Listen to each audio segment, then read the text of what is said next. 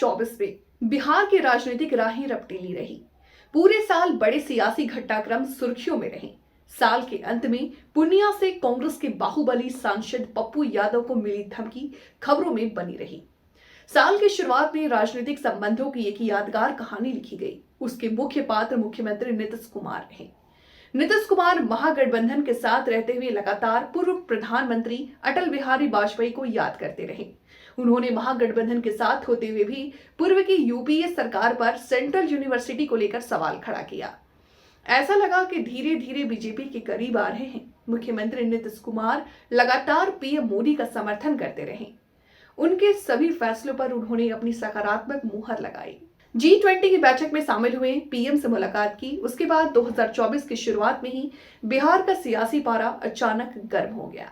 CM Nitish Kumar ने एक बार फिर अपने महागठबंधन में रहने के फैसले पर विचार किया। उन्होंने महागठबंधन से एक झटके में नाता तोड़ दिया, बीजेपी में शामिल हो गए। जनवरी महीने की 28 तारीख को बीजेपी के सहयोग से 9वीं बार बिहार के मुख्यमंत्री की शपथ ली। इस बार भी वे रिकॉर्ड कायम कर गए।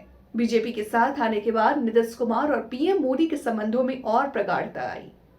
नीतीश कुमार ने 14 बार से ज्यादा सार्वजनिक मंच से कहा कि वे अब इधर उधर नहीं जाएंगे, अब बीजेपी के साथ रहेंगे। उन्होंने पीएम मोदी के सामने मंच पर भी इस बात को दोहराया। लोकसभा चुनाव के बाद सर्वदलीय बैठक में शामिल होने पहुंचे नीतीश कुमार ने विनम्रता के साथ पीएम मोदी के पैर छूने की कोशिश की। उसके बाद जब भी दोनों नेता मिले, काफी गर्मजोशी से मिले। हालांकि लोकसभा चुनाव में जेडीयू के 12 सांसदों की जीत दर्ज की है। जेडीयू के समर्थन के केंद्र की सरकार का गठन हुआ। नीतीश कुमार को पीएम मोदी ने निराश नहीं किया। लोकसभा चुनाव में जेडीयू को 16 सीटें दी गई। महागठबंधन पूरी तरह से टिकाऊ अंदाज में चलने लगा। इधर नीतीश कुमार के कथित भतीजे तेजस्वी यादव ने सियासी यात्रा की शुरुआत कर दी। तेजस्वी यादव जन विश्वास यात्रा पर बिहार भ्रमण कर निकले। इस दौरान तेजस्वी यादव लगातार नीतीश कुमार पर हमलावर रहे। उन्होंने लोगों से आरजेडी के शासनकाल में दी गई नौकरियों की याद दिलाई। इस यात्रा का लाभ लोकसभा चुनाव में नहीं मिला। आरजेडी को महज 4 सीटों पर जीत मिली। भोजपुरी के पावर स्टार पवन सिंह भी इस दौरान चर्चा में रहे। पवन सिंह ने काराकाट से निर्दलीय चुनाव लड़ने की ठानी। बीजेपी ने उन्हें आसनसोल से टिकट दिया। पवन सिंह ने उसे लौटा दिया। उसके बाद एनडीए के खिलाफ काराकाट से उपेंद्र कुशवाहा के खिलाफ चुनाव मैदान में उतरे। पवन सिंह को सफलता नहीं मिली। उन्होंने उपेंद्र कुशवाहा की हार की कहानी लिख दी। इसके लिए पवन सिंह की आलोचना भी हुई।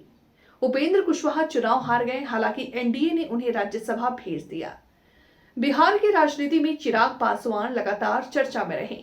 चिराग पासवान ने लोकसभा चुनाव में शानदार प्रदर्शन किया। उन्होंने 5 सीटों पर चुनाव लड़ा और 5 पर जीत हासिल हुआ। चिराग की पार्टी जमुई, हाजीपुर, खगड़िया, समस्तीपुर और वैशाली में जीत गई। इसके उलट उनके चाचा पशुपति पारस का हाल बुरा रहा। पशुपति पारस की स्थिति ऐसी हो गई कि उन्हें पटना में लोजपा का कार्यालय खाली करना पड़ा। चिराग पासवान ने नारियल तोड़कर उस कार्यालय में प्रवेश किया। चिराग पासवान को धोखा देने वाले चाचा अलग थलग पड़ गए। बिहार की राजनीति में जेडीयू के कई फैसले भी चर्चा का विषय बना। जेडीयू ने दिल्ली में राष्ट्रीय कार्यकारिणी की बैठक में चौंकाने वाला फैसला लिया। नीतीश कुमार के करीबी नेता और जेडीयू को बीजेपी से जुड़ने के सूत्रधार माने जाने वाले संजय झा को जेडीयू की कमान सौंप दी। इस बीच कयास लगाए जा रहे हैं कि जेडीयू में एक बार फिर नाराजगी का दौर चलेगा, लेकिन ऐसा कुछ नहीं हुआ। जेडीयू नेता और बिहार सरकार में मंत्री डॉक्टर अशोक चौधरी एक कविता ट्वीट पर सुर्खियों में आ गए। बाद में नीतीश कुमार से मिलकर उन्होंने सफाई दिया। पार्टी में उन्हें राष्ट्रीय महासचिव बना दिया। नीतीश कुमार के करीबी साथी रहे और उनके दाहिने हाथ माने जाने वाले जेडीयू के पूर्व नेता और केंद्रीय मंत्री आरसीपी सिंह भी सुर्खियों में रहे। उन्होंने जेडीयू से इस्तीफा दिया। लगातार नीतीश कुमार पर हमला बोलने लगे। आरसीपी सिंह ने बीजेपी ज्वाइन कर लिया। उसके बाद कहा जाने लगा कि आरसीपी सिंह नीतीश कुमार की जड़ खो देंगे। हालांकि ऐसा नहीं हुआ। नीतीश कुमार ने पलटकर बीजेपी का दामन थामा। इन दिनों आरसीपी सिंह अपना एक नया दल बनाकर सियासी मैदान में खड़े होने की कोशिश में लगे हुए हैं।